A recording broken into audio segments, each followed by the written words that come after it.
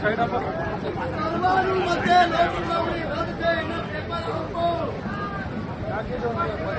હા હા.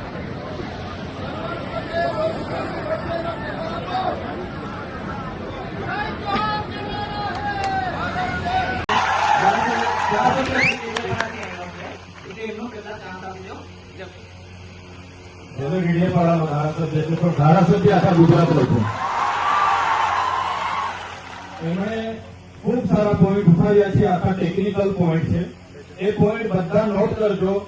જે પણ કન્સલ્ટન્ટના લોકો છે એમને મારા આગ્રહ છે, મિત્રના એક એક પોઈન્ટ નોટ કરજો અને એનો જવાબ મિત્રો સુધી તમે પહોંચાડજો. કેમ કે આ પ્રોજેક્ટની નાની નાની વાતો એમણે તમારી સમક્ષ મૂકી છે. હું જનરલ વાત કરવા માટે જ અહીં ઉપસ્થિત થયો છું. આજે જે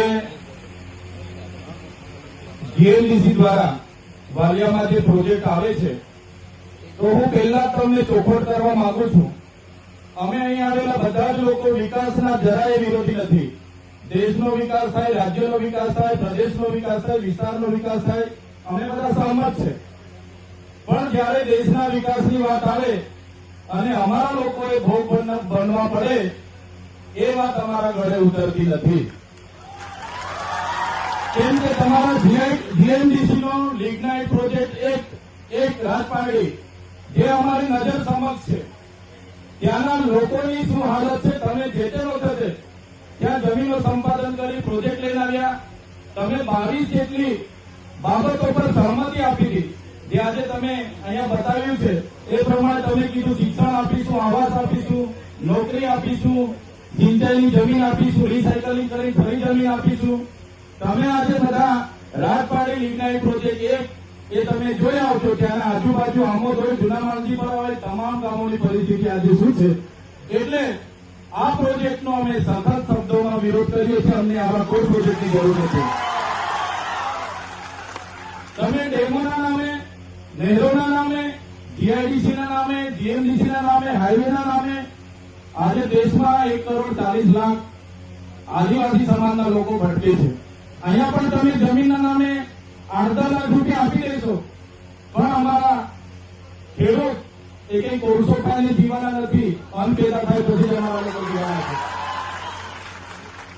મને અમારા આગેવાનો દ્વારા કહેવામાં આવ્યું કે અમે આવેદનપત્ર આપવા ગયા અને કલેક્ટરશ્રીએ એવું કીધું કે ત્યાં તો 80% જમીનો વેચાઈ ગઈ. ત્યારે મેં કલેક્ટરશ્રીને પણ કહેવા માંગુ છું, આ જમીનો ટોટલ ડબલ એની જમીનો છે. જે પણ નેતાઓએ, જે પણ આઈએસ આઈપીએસ અધિકારીઓ અહીંયા પૈસાનું રોકાણ કર્યું હશે, બ્લેક મની, આવનારા દિવસોમાં એ તપાસ કરીશું અને મૂળ માલિકોની જમીન અમે પાછા અપાવીશું. અને પહેલા ચોખવટ કરો, આ પ્રોજેક્ટમાં અદાણી, અંબાણી કે ટોરેન્ટનો આમાં ભાગીદારી છે કે કેમ. અને અમે કોઈ પર્યાવરણની આજે સુનાવણી છે તો હું પર્યાવરણની બે વાત મૂકીને હું મારી વાણીને વિરામ આપીશ.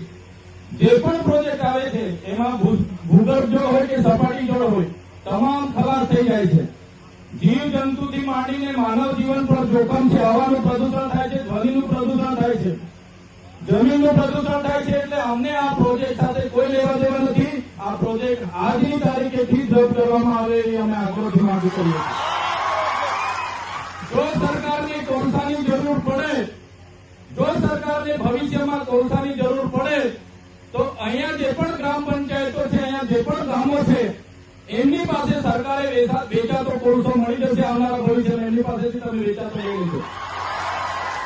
તમે જે રીતે અદાણી અંબાણી પર વધારાના ભાવે કોલસો લેશો, આ જમીનો અમારી છે ને પેટર્નમાં રહેલો કોલસો પણ અમારો છે. સરકાર અનામત જાહેર કરી દે, ચાલતું નથી. જમીનો અમારા લોકોની છે. સરકારને જયારે પણ કોલસાની જરૂર પડશે અમારા લોકો પર કોલસો મળી જશે. માગી લેજો, વેચાતા ભાવે અમે કોલસો તમને આપી દઈશું. એટલે મને સમગ્ર આજના કાર્યક્રમમાં મારી આગ્રહપૂર્વક બધાને વિનંતી છે, આ પ્રોજેક્ટ ખૂબ જ હાનિકારક છે, જોખમકારી છે. વન્ય પ્રાણી, માનવ જીવન, જીવસૃષ્ટિ, ભૂગર્ભ જળ, હવા પ્રદૂષણ, ધ્વનિ પ્રદૂષણ, જમીન પ્રદૂષણ બધા માટે હાનિકારક છે. એટલે આ પ્રોજેક્ટ આજેથી જ રદ કરવો એવું મારું સૂચન છે.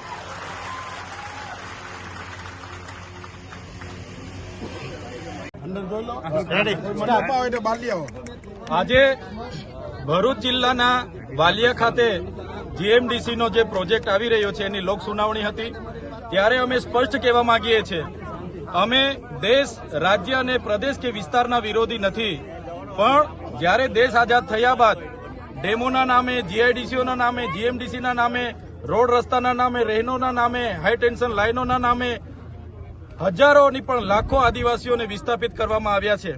અને આદિવાસીઓના વિકાસની વાત આવે તો વિકાસમાં મીંડું છે.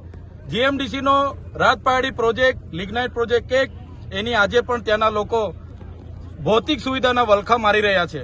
ત્યારે આ પ્રોજેક્ટ અહીંયા આવવાથી વાલિયા તાલુકો, નેત્રંગ તાલુકો અને ઉમરપાડાના પણ ઉભારિયા ગામમાં સમાવેશ થાય છે. અને અહીંયા હજારો લોકો, હજારો પરિવારોને વિસ્થાપિત થવાનું છે, જેના કારણે પર્યાવરણ પ્રદૂષણ, પાણી, ભૂગર્ભ જળ હોય, સપાટી જળ હોય, હવા પ્રદૂષણ, ધ્વનિ પ્રદૂષણ, વન્યજીવ પ્રાણી કે માનવ વસ્તીને ખૂબ મોટું હાનિકારક થવાનું છે. ત્યારે અદાણી, અંબાણી અને ટોરેન્ટના ઇશારે જે જીએમડીસી અહીંયા પ્રોજેક્ટ લઈને આવ્યા છે એનો અમે સખત શબ્દોમાં વાંધો ઉઠાવીએ છીએ, વિરોધ કરીએ છીએ. કોઈ પણ સંજોગોમાં આ પ્રોજેક્ટને અમે સહમતિ આપતા નથી. અગાઉ તમામે તમામ ગ્રામસભાઓએ નામંજૂરના ઠરાવો આપ્યા છે, છતાં આજે ઈસી લેવા માટે લોક સુનાવણી રાખી છે, એનો અમે વિરોધ કરીએ છીએ.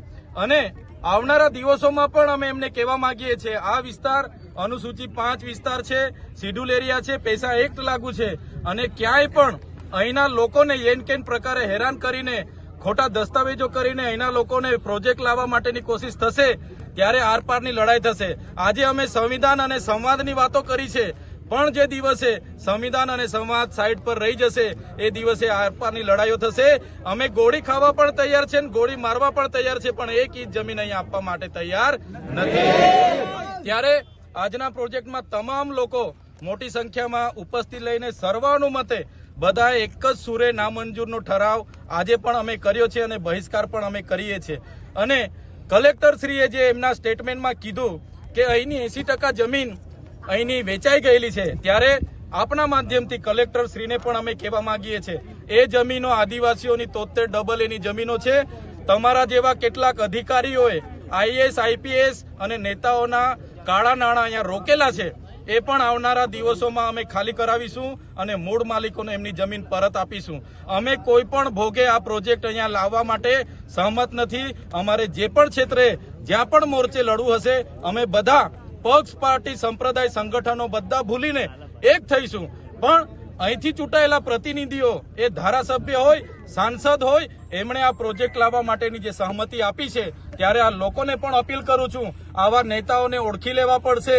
જે તમારો મોતનો કૂવો મંજૂરી આપી છે, આ ખાણ ખનીજ જીએમડીસી ખોદવાની નથી, આ બધાનો મોતનો કૂવો ખોદવા જઈ રહેલી છે.